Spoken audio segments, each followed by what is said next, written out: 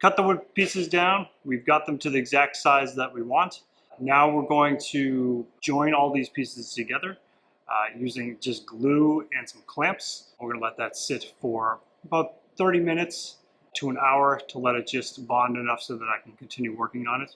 In better case scenarios, I'd probably give it the day to let it really set properly, but manufacturer says 30 minutes. As long as I don't put too much pressure on it, it should be fine. So just what we're looking at here, I've got my three pieces of lumber. I got them set to the best way that I want in terms of flushest sides against that center piece. That way when I press this thing together, it'll give us a nice clean seam.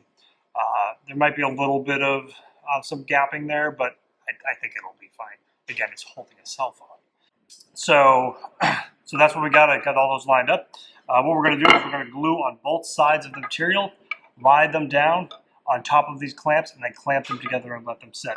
Just to let you know, I did make a couple of adjustments. I was going to make it 2, 5, and 5. So it was going to be the whitewood would have been 5 with the Meranti in the middle at 2. I made it a little bit bigger. The Meranti in the middle is now at like a 3.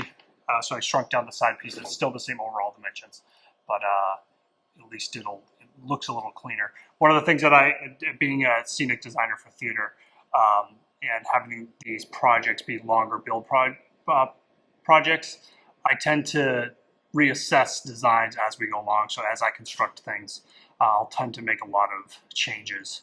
So in the drawing, it looks good, and in the rendering, but in real life, it looks a little bit different. So I made those adjustments on the fly.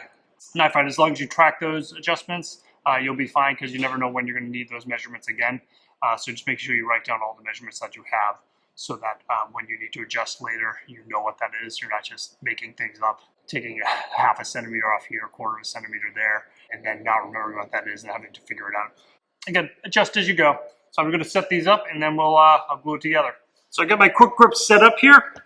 They get these great little feet that allow them to sit flush on a flat surface, so that I can just set them up as like a little work area as I lay them in.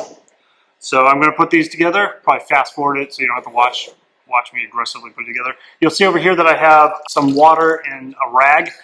As we press these together, you want to make sure that you're pretty liberal with the amount of glue that you put on it, because you don't want gaps and you want it to really set together well. So there'll be a lot of seepage of glue after we press it together, so I'll use this to clean it up.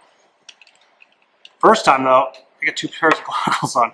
We won't need the goggles or the hearing protection to do this. And I'm in this quarantine shop alone, so I'm going to take those off because give me a little bit more flexibility.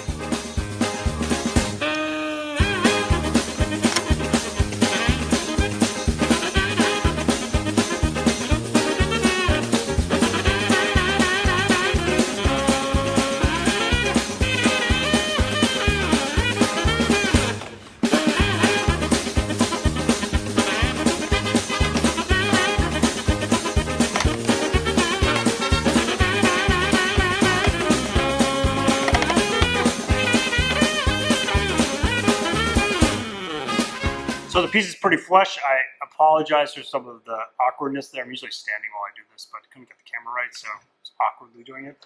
So you'll notice on it that there's a fair bit of glue there, and on this other side seeping through. You want to clean that up the best you can. If you don't, it's just gonna add a lot of time in the end. Trying to clean all that up. You can get it off afterwards, but again, the more, as with most things, if you clean as you go, it makes cleanup at the end a lot easier. So, take the 2, 3, 4, 5 minutes to just clean up as you go. It's not essential that you get it all. Again, there's some areas underneath here where the quick grips are covering the seam that we've just created.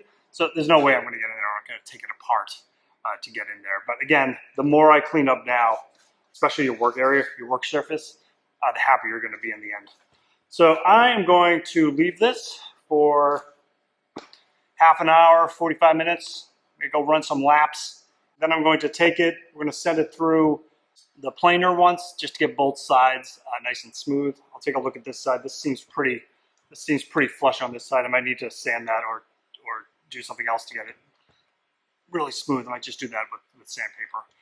Big fan on just kind of using your hands to get things nice. Makes it a little bit more inconsistent, but I kind of like that personal touch you can put on it. We'll do that. We'll get this all, we'll get the board all set, then we'll cut it down, go back to the bandsaw, cut out the little divots so this thing can get together, and then we'll almost be done.